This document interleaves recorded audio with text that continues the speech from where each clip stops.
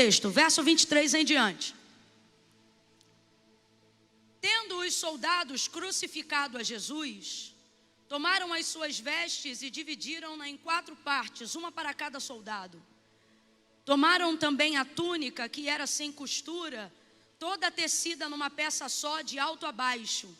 E disseram uns aos outros: não a rasguemos, mas lancemos sorte sobre ela, para ver de quem será. E isto aconteceu para que se cumprisse a escritura que dizia: dividiram entre si as minhas vestes, e sobre a minha túnica lançaram sortes. E foi isso que fizeram os soldados. Verso 28. Mais tarde, sabendo Jesus que tudo já estava consumado, e para que a escritura se cumprisse, ele disse: tenho sede.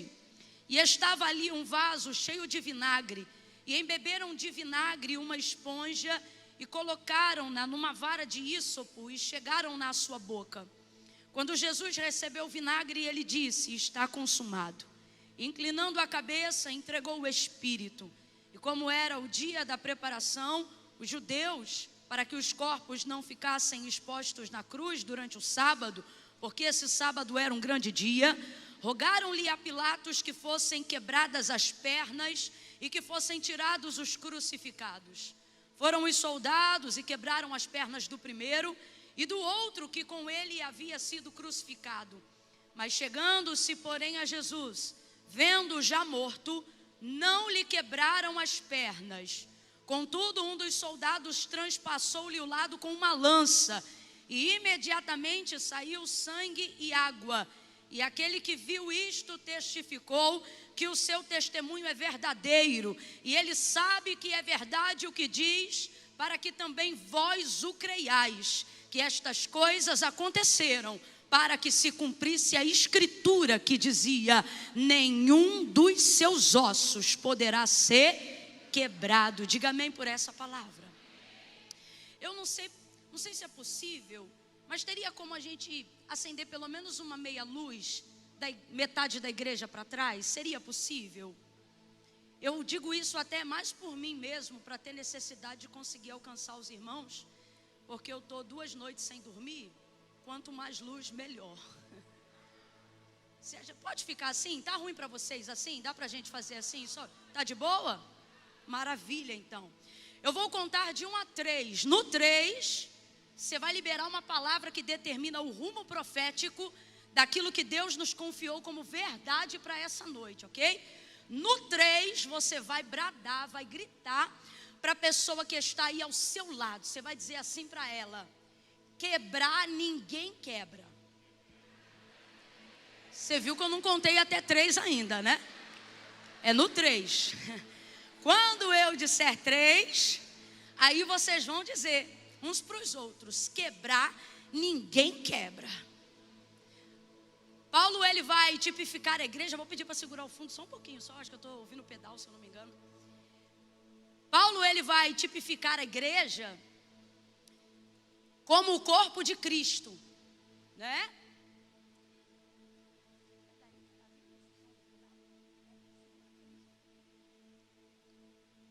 Ele vai dizer: ora, vós sois o corpo de Cristo.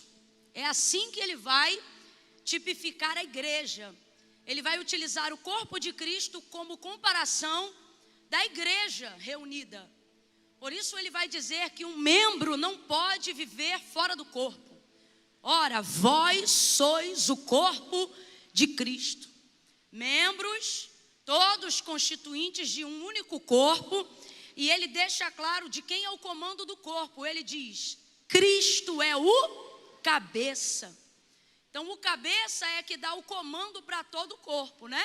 Levante sua mão direita aí, por favor. Abaixe ela. Faça a mesma coisa com a esquerda. Abaixe ela. Levante as duas. Abaixe as duas. Agora bata os 2 pés no chão. Pode parar.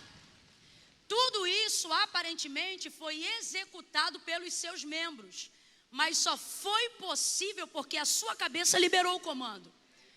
Então, qualquer tipo de movimento que não é articulado pela cabeça, não passa de um espasmo. não passa de uma reação que até um corpo morto é capaz de produzir na liberação de gases de putrefação. Quem aqui nunca ouviu falar de um corpo que depois de morto, alguém no necrotério disse que viu se mexer, viu uma barriga subir e descer, viu um pé se movimentar? Ou quantas pessoas, infelizmente, em estado de morte cerebral, reagiram a alguma percepção, e isso trouxe às vezes até esperança para alguém de que aquilo pudesse ter sido comandado pelo cérebro, mas infelizmente quando o médico vai lá ver, ele diz que na verdade não teve um sinal vital, o que teve foi apenas um sinal sensorial, aleatório, que não justifica a reação física de forma consciente. Então quando você, por exemplo, aí levantou a mão direita, levantou a mão esquerda, levantou as duas, bateu os pés, e nós conseguimos fazer tudo isso ao som de um comando de voz e praticamente simultaneamente, sem nem combinar, nós estamos provando ao fazer isso que não temos apenas braços, pernas, nós estamos provando acima de tudo isso que nós temos cabeça. Então veja, uma igreja que se movimenta descoordenadamente é um corpo decapitado. Uma igreja que se movimenta sem direção pode até fazer movimentos, mas que não geram transformação e resultados, porque não estão sendo coordenados pelo cabeça. É daqui que vem todo o comando. Então o que Paulo vai dizer? Que quando nós estamos reunidos como corpo, podemos executar e fazermos muitas coisas, mas a única forma disso acontecer de maneira coordenada é se nós estivermos orientados pela cabeça. E então ele vai deixar claro dizendo: aqui entre todos nós podem haver pernas, podem haver braços, narizes, olhos, ouvidos, podem haver do dedo mindinho até o polegar principal, mas olha o que ele está dizendo: entenda, a coordenação harmônica deste corpo, ela será bem sucedida, porque este corpo não é qualquer corpo, esse corpo é o corpo de Cristo. E veja, não se espante se as mãos não parecerem de Cristo, não se espante se os pés não parecerem de Cristo,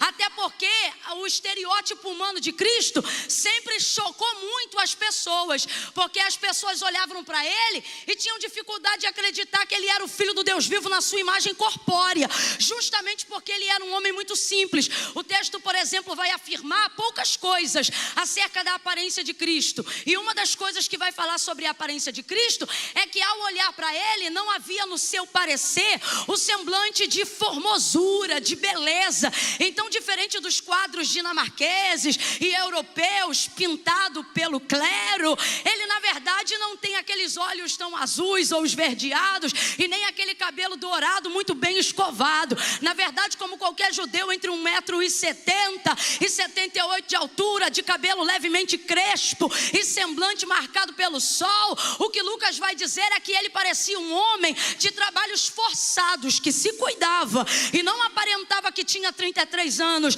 mas ele aparentemente lembrava um homem comum. Camila, eu não estou entendendo. Vai entender. O que o texto está dizendo é que o semblante de Cristo era de um homem trabalhador, do proletariado. Se eu pudesse aqui poeticamente falar, eu ia dizer que sabe com quem Cristo parece? Com a diarista no final do dia, depois de ter trabalhado 8 horas. Sabe com quem que Cristo parece? Com o trabalhador que virou uma laje a noite inteira e está indo suado para casa.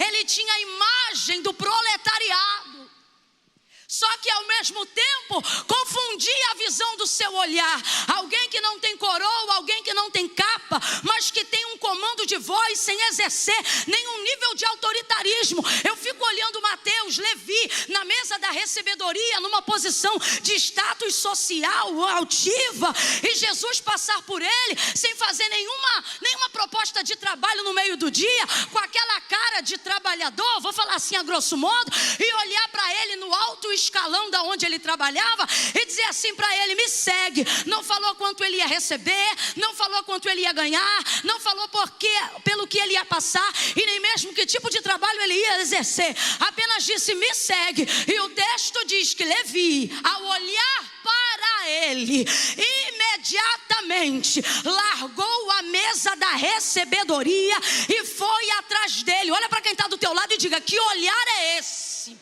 Que voz é essa?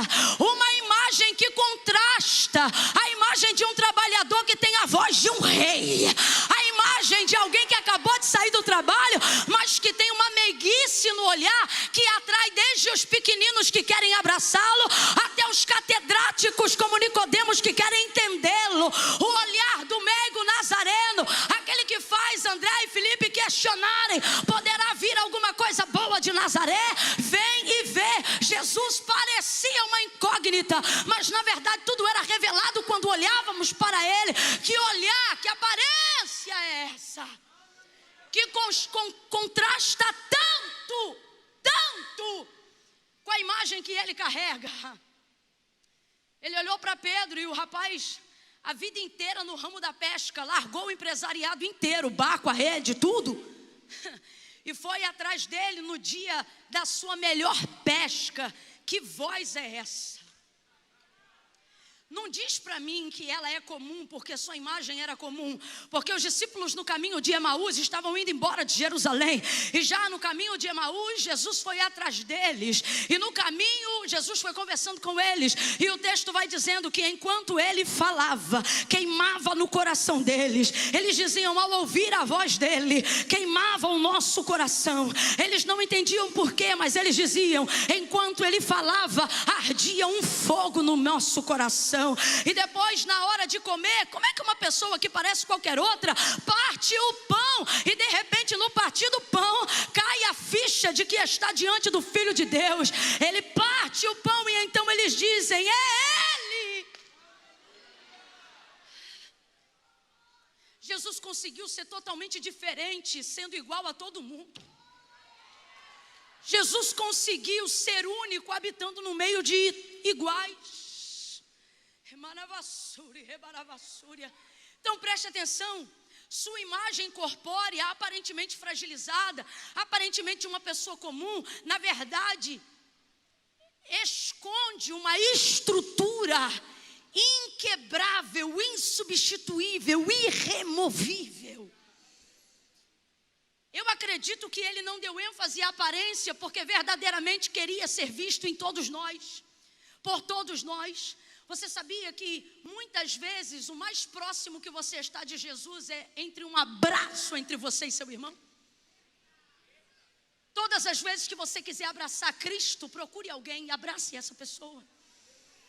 O mais próximo que muitas vezes nós podemos chegar de Deus fisicamente até aquele grande dia é se aproximando dos nossos irmãos. E não tenha dúvida que Cristo fez isso propositalmente. Agora, no dia da sua crucificação, Ele vai dar mais uma lição a nós, não apenas como indivíduos, mas nesta noite, nessa celebração de 9 anos, eu preciso que você redobre a sua atenção, porque mais do que um crente, Deus quer que você saia daqui entendendo o que é ser igreja. Não é apenas participar de um culto, não é apenas conhecer uma liturgia. Eu aprendi isso quando eu tinha meus 18 anos de idade. Evangelista Sérgio fazia uma comissão para ir ao presídio, e de vez em quando ele reunia mais algumas pessoas que queriam ir para irem até lá. E então eu aprendi uma coisa vendo a comissão evangelística visitando os presídios. Qualquer pessoa que entrava era anunciado pelo nome ou pelo cargo, se fosse um advogado. Doutor fulano de tal está entrando, juiz fulano de tal está entrando. Mas quando o evangelista Sérgio, junto com o irmão Romeu e o presbítero José Santos, entravam no corredor das celas aonde estavam os presidiários que iriam participar do culto naquela manhã ou naquela tarde, gente de alta periculosidade que não podia participar da reunião aberta, então nós fazíamos o culto no corredor, para que assim, por entre as grades, eles pudessem ser abençoados de toda forma. E aí eu me lembro que eu ouvia pessoas anunciando a chegada de outros pelo nome ou pelo cargo. Presbítero Sérgio, presbítero José e o presbítero Romeu não tinham estatura elevada na sociedade, mas acontecia um negócio que eu nunca vi em lugar nenhum. Quando eles entravam no corredor, os presos não diziam, presbítero Sérgio está entrando. Eles não diziam, Romeu está chegando, não. Um deles gritava assim, olha, reverência, que era para eles pararem de falar. A igreja está entrando, e nós só éramos poucos. A igreja está entrando. Eles compreendiam que aquele pequeno corpo, na verdade, ele era a maior organização, não apenas sistemática, mas espiritual, da manifestação manifestação do corpo de Cristo aqui na terra. As pessoas estão querendo apenas institucionalizar a igreja, como se a igreja fosse uma concentração de um lugar social, mas isso não é uma verdade. A igreja, ela muitas vezes, ela é o lugar pelo qual Deus escolhe fazer coisas aonde não realiza absolutamente mais em nenhum outro lugar. E quando nós entendemos isso, passamos a ser igreja aonde nós entramos. Jesus, por exemplo, vai deixar muito claro que na igreja não é necessário heróis. Ele vai deixar muito claro que na igreja não precisa ter cabeças, não cabeças que se estendam acima dele, porque ele é o cabeça. Veja bem, é ele mesmo que vai dizer assim: aonde estiverem 2 ou 3 reunidos em meu nome, ali eu estarei presente. Mas pense, se você estiver falando o nome de Jesus, mesmo sendo você um só, Jesus está presente também, sim ou não? Sim ou não? Quando você está orando no seu quarto sozinho, você sente a presença de Jesus, sim ou não? Jesus ouve as suas orações, sim ou não? O sangue de Jesus é o suficiente sobre você, sim ou não? Sim, mas por que ele não disse aonde estiverem 1 ou 2, mas ele disse aonde estiverem 2 ou 3? Entre muitos significados teológicos, eu me pego naquele que mais me serve para aplicação.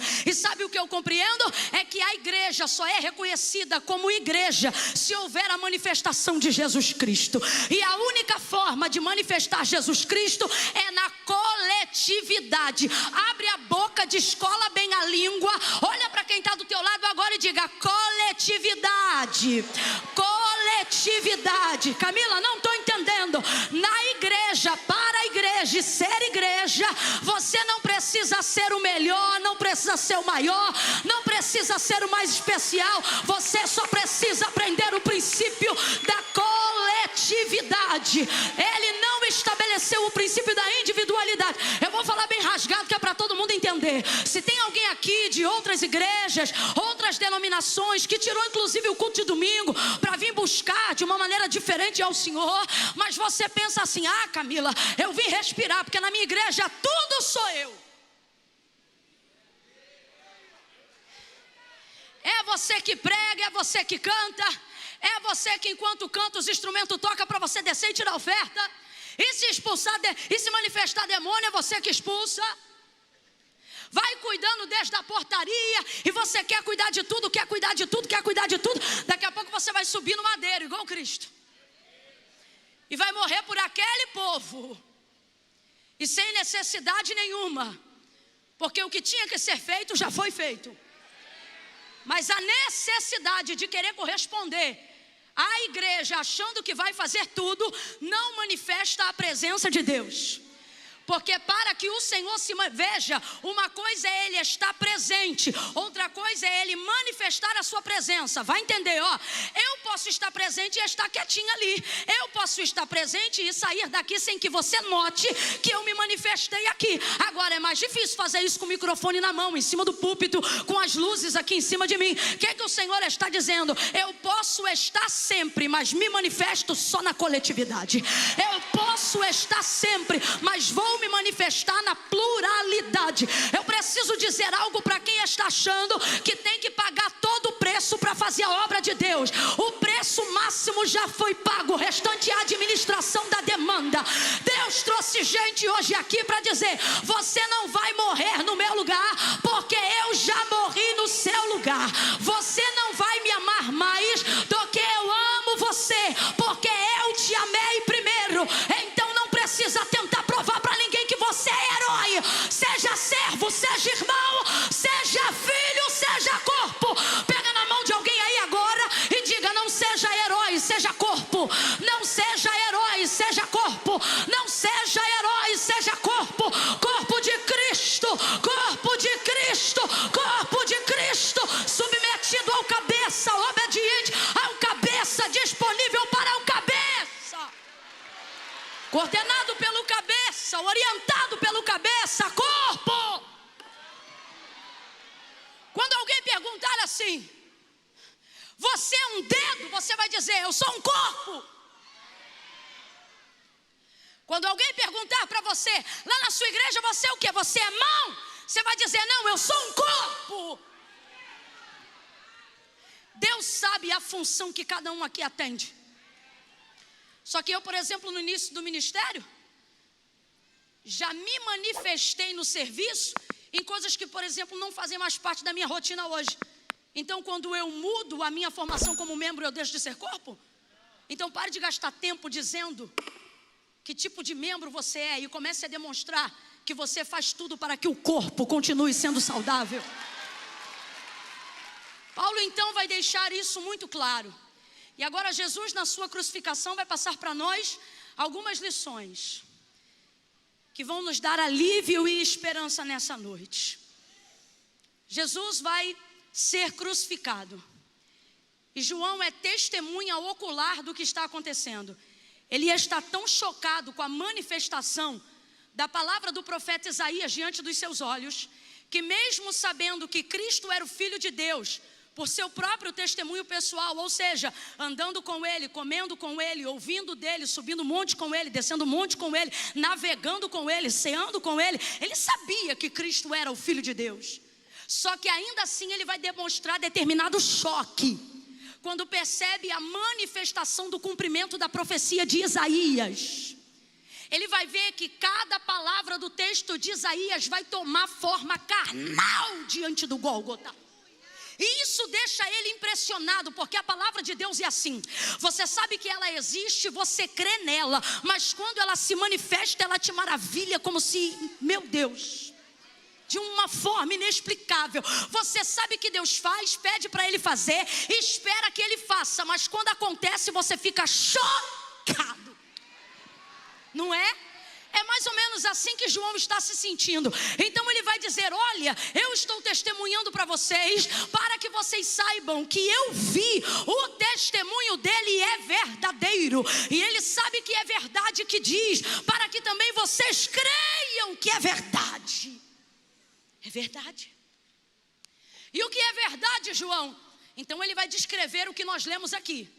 Cristo agora vai ser crucificado, e não é apenas um amigo, mas é o herói da sua vida.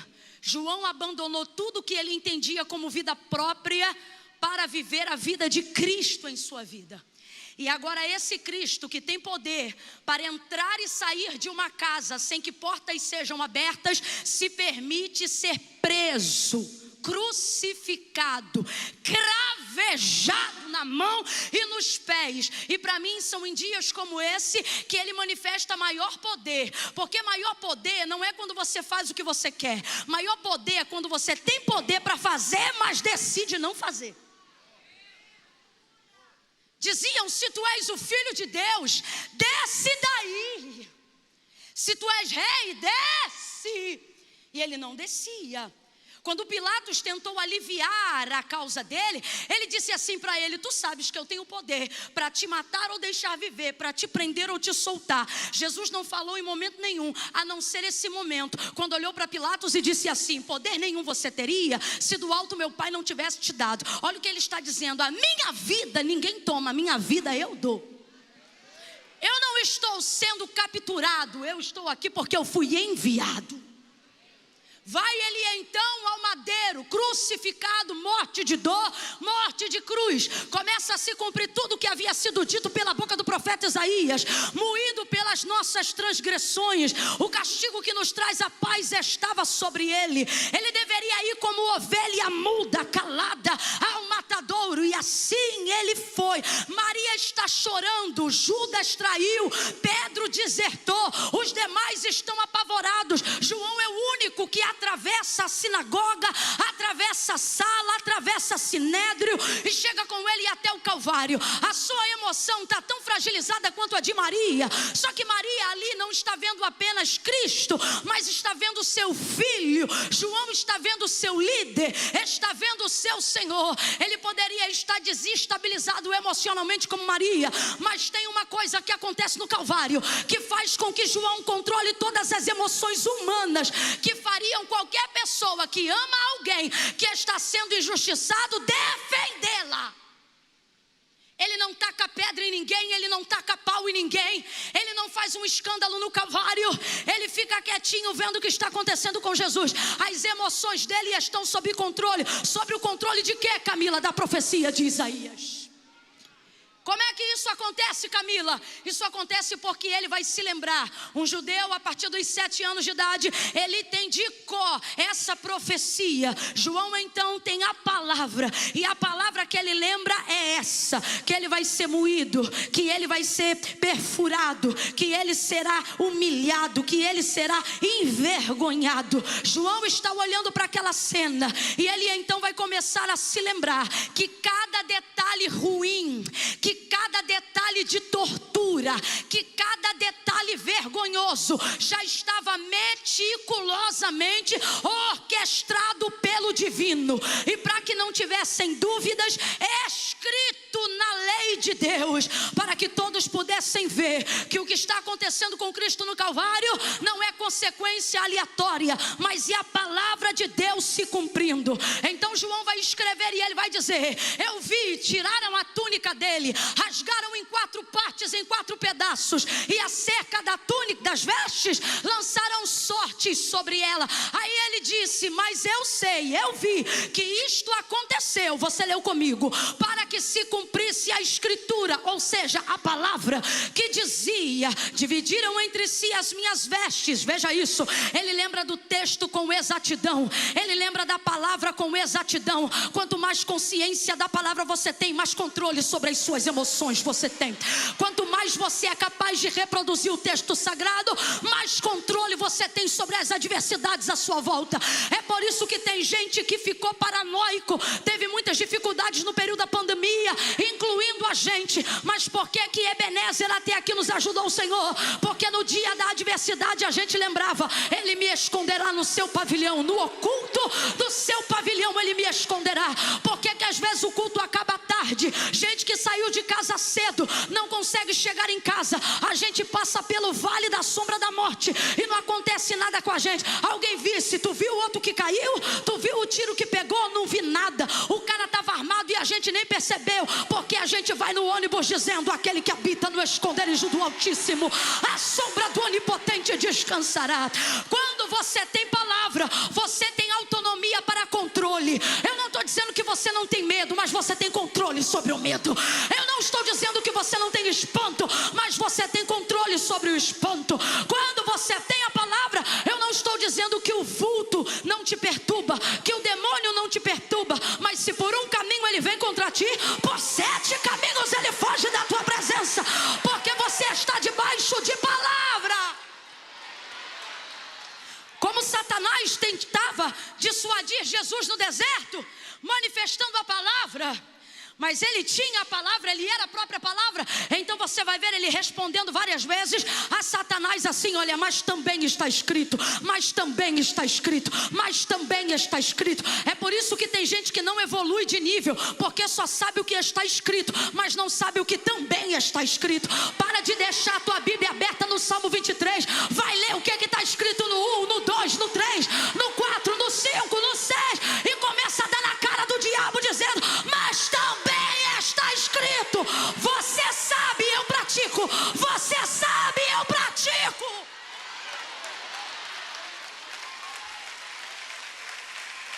Isso é muito do que Jesus está dizendo para ele. Então veja bem, João vai ver diante dos seus olhos a palavra de Isaías se manifestando. Agora veja, ele não se lembra das coisas que Jesus disse no fim, mas se lembra das coisas que os profetas falaram antes mesmo do nascimento de Jesus Cristo. Quem ainda está me ouvindo, diga amém. Então vou repetir, redobra a atenção. Você não vê Jesus lembrando, João lembrando que Jesus falou que ia ressuscitar. Você não vê Maria lembrando que Jesus falou que ia ressuscitar. Tanto é que quando ele ressuscita, eles pensam que o corpo dele tinha sido roubado, porque eles não lembram do que Jesus falou. Até os inimigos lembram, mas eles não lembram. Memória recente eles não lembram. Agora, aquilo que estava na disciplina, ou seja, aquilo que aprendeu na Torá quando ainda era menino, aquilo que aprendeu na leitura sistemática, aquilo que aprendeu na constância, se manifestou espontaneamente. Sabe qual é o nosso problema? Achar que só o espontâneo manifesta o espontâneo. Tem muito corpo que poderia ser de Cristo, mas perdeu ele como cabeça, porque quer que ele só seja espontâneo. Aquilo que Deus faz de extraordinário só manifesta extraordinário quando ele vê o povo fazendo o que é ordinário.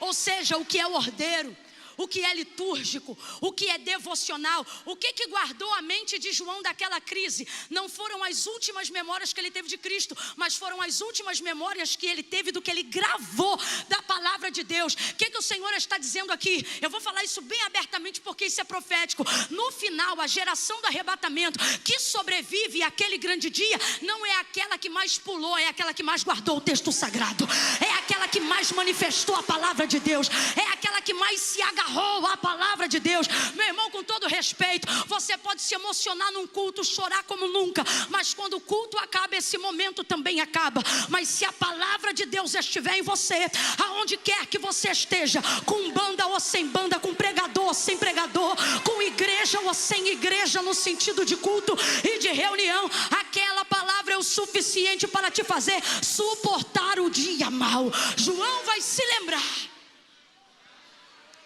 Ele vai se lembrar. Eu já vi isso em algum lugar. Não é filme. Vai ver, a primeira impressão dele é de déjà vu. Mas é porque o texto virou realidade diante dos olhos dele ali. Eu vi isso. Aonde você viu isso?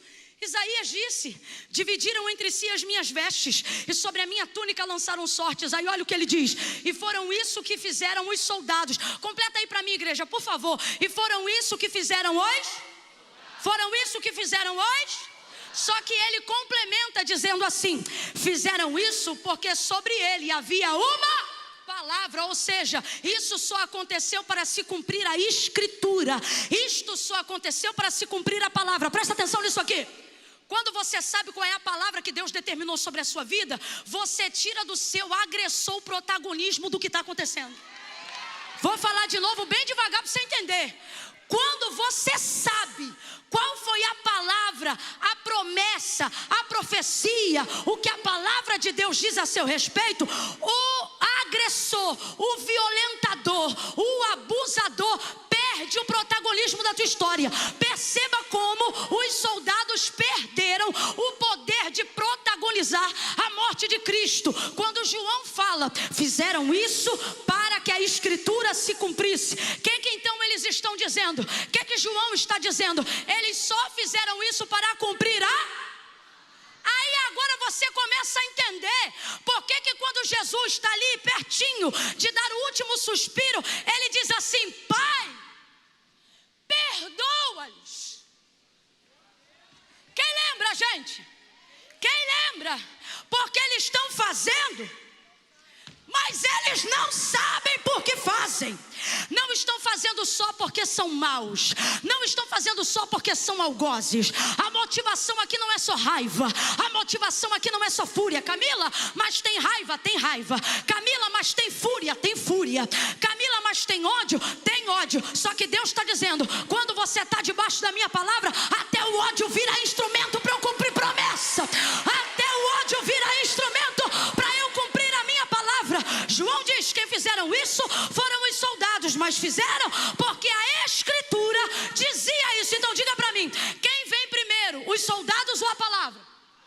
Quem se revelou primeiro, a palavra ou os soldados? Mas quem manifestou a palavra?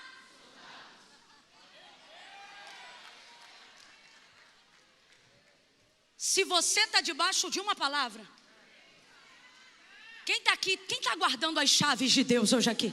O que Deus está liberando? Olha para quem está do teu lado e diga assim: o protagonista da tua vida não é o teu inimigo. Fala assim para ele ou para ele: para de ser egocêntrico. Também não é você. Diga: coloque a palavra para protagonizar a tua história. Quando a palavra protagoniza a sua vida, seu inimigo, seu adversário, seu agressor, deixa de ser adversário na sua perspectiva. Por quê? Porque você vê que ele está sendo funcionário do cumprimento de uma palavra que Deus já liberou. Camila, eu não entendi. Vai entender agora. E se não reagir debaixo dessa palavra, me fala seu nome que eu vou te chamar igual ele chamou Lázaro, porque só pode estar morto já cheirando mal, porque não é possível. Olha o que é que Deus está dizendo para mim e para você. Ele está deixando claro que quando eu tenho consciência da palavra, quem eu olho e acho que é adversário, quem eu olho e acho que é amigo, ele está dizendo: segue o teu caminho e deixa a história escrever, porque não é teu inimigo, é funcionário, e o salário quem paga sou eu. É funcionário. Eu quero que você olhe para os dois aí agora e diga: não é adversário. Diga, é funcionário. Sacode alguém aí agora pela mão, sacode, e diga para essa pessoa: sai do pessoal e entra na palavra. Entra na palavra. Está se manifestando para cumprir o que Deus disse ao nosso respeito.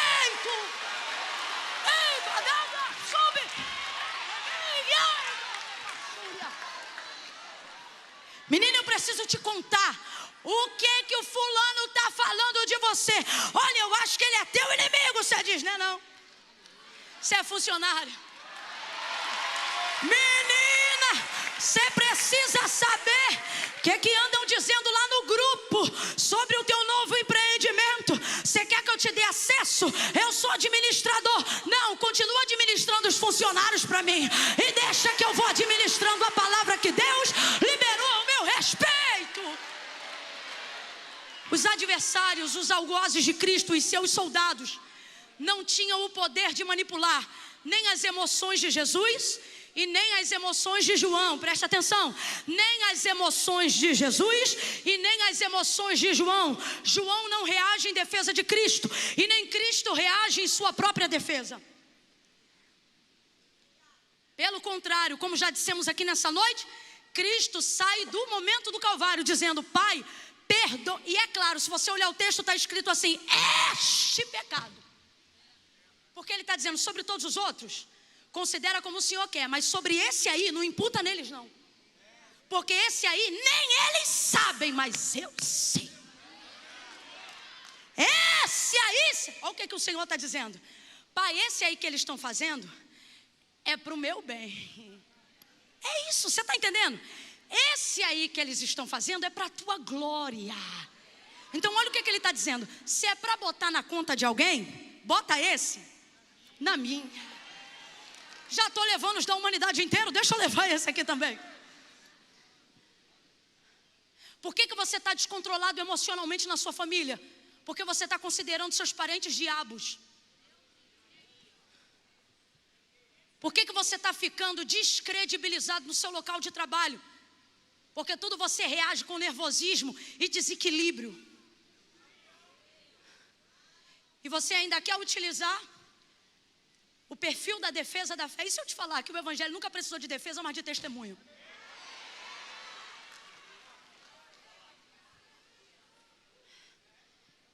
Não é adversário. Agora, por que isso está acontecendo? Porque você não está de posse do conhecimento da palavra. Quando você sabe qual é a palavra que está sobre a sua vida, você compreende que o que o outro está fazendo contra você, uma vez que você tem a ciência do que está acontecendo, faz parte do cumprimento da palavra que Deus liberou ao seu respeito. Camila, mas eu não me lembro de Deus falar disso não. Eu lembro de Deus me falar que ia me exaltar. E você já viu alguém ser exaltado sem antes ser humilhado? Camila, mas isso aí Jesus não me contou não. Mas é claro que não.